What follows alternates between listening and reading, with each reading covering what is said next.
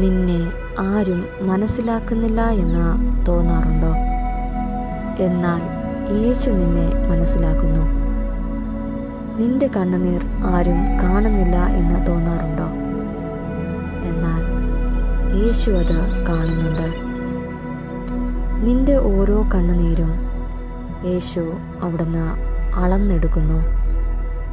ഇരുട്ട് എത്ര വലിയതാണെങ്കിലും ഒരു ചെറിയ വെളിച്ചം മതി ഇരുട്ടിനെ മാറ്റാൻ.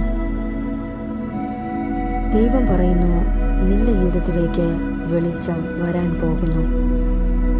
ഇപ്പോൾ നീ എവിടെയാണെങ്കിലും നീ ചെയ്യേണ്ട ഒരു കാര്യം, നിന്റെ ഹൃദയം ദൈവത്തിൻ്റെ മുമ്പിൽ തുറന്നു വയ്ക്കുക.